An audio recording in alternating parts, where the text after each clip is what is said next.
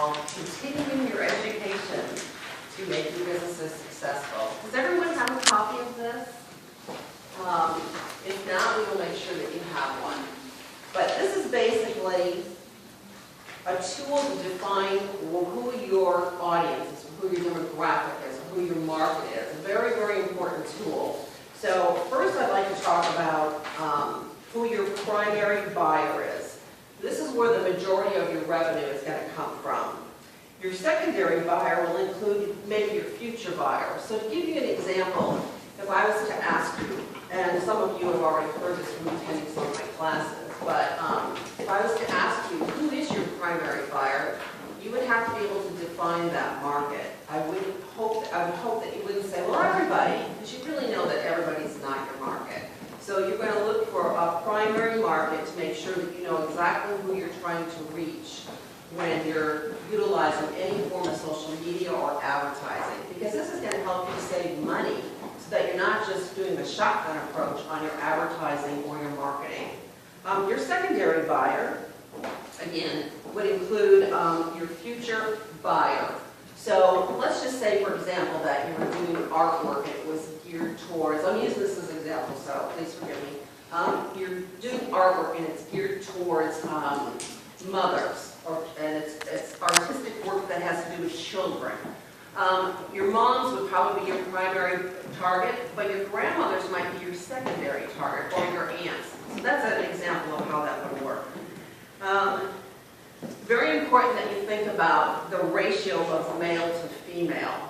Very, very important, because each medium or each social network that you use has a strong demographic profile in whatever you're trying to target.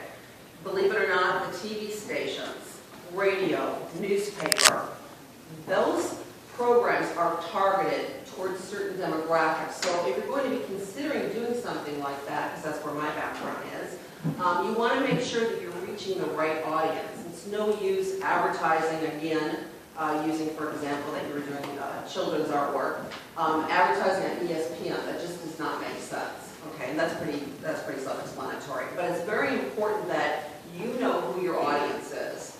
Ethnicity, that plays also an important part. You don't want to be advertising to Hispanics on a non-Anglo station if it doesn't make sense, depending on if they speak both languages fluently or if they speak their primary household language is Spanish. So you want to find that out. Children, it's important to know if people have children, what their ages are, so that you know, again, that pertains to their lifestyle. If they've got little ones under 7 years old, they're going to be occupied with soccer games, and they're going to be soccer moms. If they have no children and they're grown and they're in college, that's a completely different audience. Income levels. Some of this information may be hard to pull out, but as you're talking to people, you're going to be able to fill this out. Income levels, very important also. It helps you set the pricing for your art or for your galleries, inside the galleries. Occupation levels. Very important to know if somebody has a degree, because then that kind of determines, to make a statement, maybe they're reading the Wall Street Journal, or if they don't have a degree, it's not saying they don't read the Wall Street Journal. I don't have a degree and I still read the Wall Street Journal. But, that gives you a little bit about their occupation and their education levels of where you want to target again and how you can talk to them and what they're going to relate to, maybe country clubs or something like that. Geographic locations. How far will they drive to come to your studio, your gallery? That's very, very important. And I'm talking about your primary audience again, not your secondary, not the ones that might say, well, yeah, I had a customer from Land O'Lakes, but that's not your primary market. That's not who you're really trying to reach. If your studio, your gallery is right here in St. Pete, you probably want to focus on for your first year around a certain mile radius, because it's no use advertising initially in the Palm Harbor area or Oldsmar. They have Art Dunning, and Dunning's got a beautiful art gallery and an artist group up there, but what's the likelihood of them coming down as your primary market to visit your gallery? Not that it's not saying they won't, but you need to define that. Psychographics. This is the psychological profiles of people. Again, might be a little difficult to obtain all this information, but these are some things that you might want to think about when you're trying to define your market. Psychographics include attitudes or their habits, values, interests, opinions, those type of things.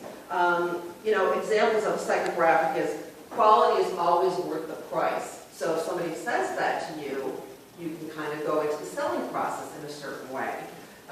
If somebody says to you, and they may not say these exact things, but I'm just giving you some examples. I only eat food made from natural ingredients. Well, if you were in a grocery store, you're not going to want to show them processed foods. So, you're going to kind of steer your audience or your buyer into the right direction once they get into your store, if you know these things. How do they evaluate price versus value? Again, that's something that you'll have to ask them or try to figure that out. Also, do they know what they're looking for before they purchase? This is a really good question for you to find out, and maybe you can even ask them, but not in that way. You might say, along the lines, was there something special that you're looking for? You've all heard these comments that people make when you walk into the store. But try to make it friendly. Try to make it out-of-the-box kind of thing. But you really want to know if they're looking for something before they walk in, because maybe you can direct them right to that piece of art or, to certain things that you're selling. Try to find out what they read, whether it's magazines, what type of magazines, if they read the newspaper. Some people read the newspaper still, some people do not. I only get it on Sundays now, but I read Peaceful Living magazine and some art magazines, so I read a variety of different things. That would be good to know, just again, so you know who your demographics are. And then once you build up your marketing budget, if you've got enough money, you can maybe advertise in those vehicles, if they make sense, because they're very expensive.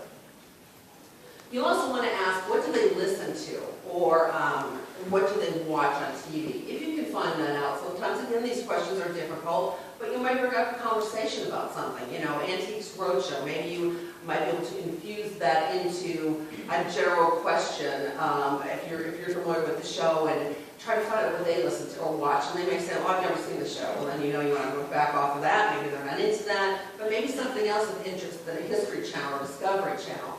Again, those are all cable-related questions, but even radio. Are they NPR listeners? Are they listening to Ted Webb on WFLA in the morning? It just depends. Those are things that you want to know, because it helps you plan your steps for advertising. And then how do they prefer future communication with you? This will help you also build a list. So you might want to ask them, would you mind filling out something that we can send you an email blast, or we can send you something in the U.S. mail if a new artist is coming in, or if they have a certain interest in something. And on that little questionnaire, you can ask them, what is your art interest? Are you interested in da-da-da-da? You can leave it blank. You can put some bullet points there. Maybe you can put some of these questions. Could you help us with our advertising or our marketing? Please tell us some of the publications that you subscribe to.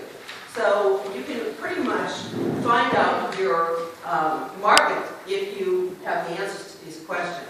In some of my classes, I go much more in depth, but we have limited time. And this is basically what will help you get started. So if you have any questions, I'm here also afterwards to help you. Thank you. Wonderful. Thank you so much, Michelle. It was a great kickoff. Quick